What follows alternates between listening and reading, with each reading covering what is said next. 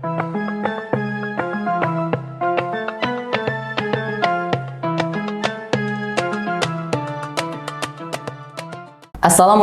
warahmatullahi wabarakatuh. Waalaikumsalam. Innal hamdalillah nahmaduhu wa nasta'inuhu wa nastaghfiruh wa na'udzu billahi min sururi anfusina wa min sayyiati a'malina. May yahdihillahu fala mudhillalah wa may yudlilhu fala hadiyalah. Asyhadu an la ilaha illallah wa asyhadu anna Muhammadan abduhu wa rasuluh la nabiyya ba'da amma ba'du. Hai hello sobat cendekia. Welcome back to Kurma, kuliah Ramadan bersama Man Insan Cendekia Siang. Dengan saya Raditya Pradipta sebagai host yang akan memandu sobat cendekia yang ada di rumah hingga beberapa waktu ke depan. Nah, pada kesempatan kali ini telah hadir bersama kita Wakil Kepala Madrasah di bidang keasramaan, yaitu Ustadz Rezki Riyadul Huda MPD. Mari sama-sama kita sapa terlebih dahulu yuk. Assalamualaikum Ustadz. Waalaikumsalam warahmatullahi. Baik Ustadz, pada episode kali ini ada sobat cendekia yang di rumah bertanya, yaitu dari @emongmong. Pertanyaannya, apakah benar mandi terlalu sering di bulan Ramadan dapat membatalkan puasa nih Ustadz? Silahkan Ustadz menjabarkan. Oke. Baik, bismillahirrahmanirrahim. Assalamualaikum warahmatullahi wabarakatuh. Waalaikumsalam. Alhamdulillahirabbil alamin. Allahumma shalli wa sallim wa barik ala sayyidina Muhammad wa ala ali sayyidina Muhammad, amma ba'd. Baik, selamat sore sobat cendekia, pemirsa Kurma kuliah Ramadan. Pada hari ini ada pertanyaan ini dari teman-teman ya, MC. Mandi terlalu sering di saat puasa, apa hukumnya? Yes. Nah, hukum mandi terlalu sering di saat puasa ya, ini berarti dari mulai terbit fajar sampai berbuka ya. Nah, apa hukumnya? Apakah itu dapat membatalkan puasa? Nah, maka secara jawaban singkatnya yaitu hukum mandi berlebihan. Ya, ingat, berlebihan. Maka itu bisa jatuh dengan hukum makruh ya.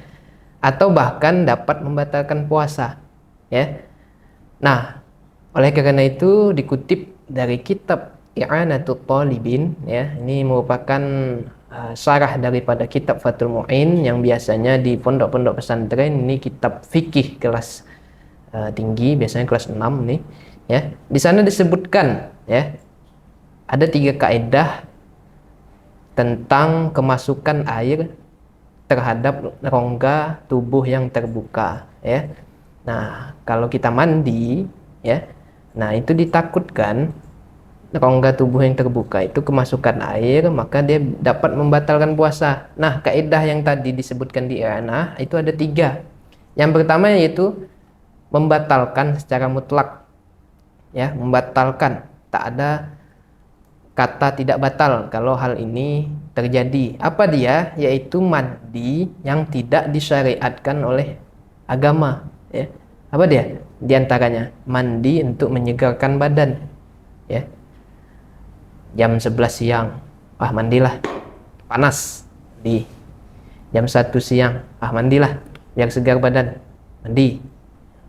Tik sore, mau ngabuburit, mandilah biar segar. Nah, hal yang seperti inilah yang dikategorikan berlebihan ya, makruh atau dapat membatalkan puasa kalau ia di saat mandi airnya itu kemasukan dalam rongga tubuh yang terbuka seperti hidung ya, telinga atau mulut.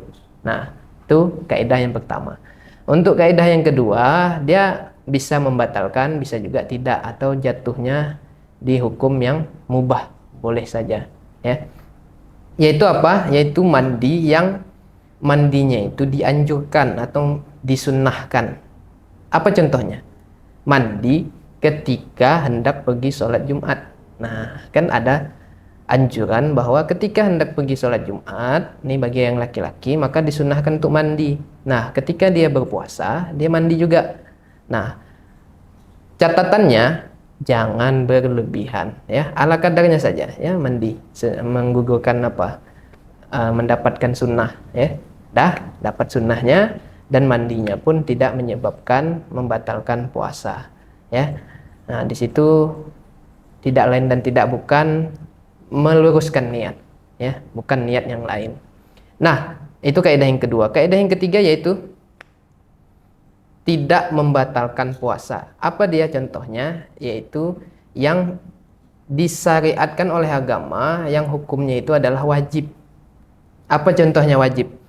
Nih, apabila tubuh kita, kaki, tangan terkena najis, ya, maka kita diwajibkan untuk membersihkan najis itu, ya. Terutama lagi ketika berpuasa, ya. Kita ada melakukan ibadah-ibadah lain seperti sholat, ya, ngaji, dan lain sebagainya. Maka najis itu wajib kita hilangkan, kita buang. Mandi kita bersihkan dengan cara mandi. Berlebihan kita airnya nih biar hilang. Nah, najis ringankah dia, najis sedangkah dia, najis beratkah dia, berlebihan dia, maka itu tidak membatalkan puasa, ya. Karena membersihkan najis itu wajib. Tidak bisa ia sholat kalau dirinya itu masih membawa najis, maka boleh dia mandi tadi berlebihan, ya. Tapi tidak sering kan. Kalau mandi yang sering di saat puasa itu beda, ya kan. Nah, ini berlebihan dalam menimba airnya, ya, mengaliri airnya dia berlebihan biar yakin dia hilang. Tapi kalau sering, nanti jam 11 mandi, jam 1 mandi, jam 2 mandi, nah itu yang dikategorikan terlalu sering mandi. Namun untuk berjaga-jaganya, ya, hati-hati. Setelah matahari tergelincir, maka kalau bisa ditahan untuk mandi. Ditakutkan, ya. Ini niatnya berubah untuk menyegarkan badan. Tapi kalau dirasa di pagi hari, ya, badan kita itu mengeluarkan bau yang tidak sedap, maka itu ya sangat dianjurkan, ya, hukumnya mubah tadi untuk mandi. Jangan pula kita pergi sekolah atau pergi kerja, ya, bau badan. Nah, itu tidak dianjurkan oleh agama. Agama menganjurkan kita untuk berharum-haruman, ya. Jadi mandi ala kadarnya, dah bersih di bagian-bagian yang memang bisa mengeluarkan bau badan. Selesai, dah pergi kerja atau pergi sekolah, ya. Nah, itu. Jadi tidak pula melarang secara keseluruhan jangan mandi ketika puasa, enggak, ya. Jadi kita pandai mencari kondisi tertentu dan melihat apa catatan ini dilarang, ini dibolehkan. Nah, mungkin demikian. Baik, Masya Allah, terima kasih Ustadz atas penjelasan yang telah diberikan. Jadi Sobat Cendik yang ada di rumah, dapat disimpulkan bahwa mandi terlalu sering di bulan Ramadan atau di bulan puasa itu dapat berujuk kepada hukum makruh. Baik, mungkin cukup sekian penjelasan terhadap kurma kita pada episode kali ini. Saya Raditya Pradipta sebagai host pamit undur diri. Wallahul muwaffiq ila aqwamit thoriq. Wassalamualaikum warahmatullahi wabarakatuh. Waalaikumsalam.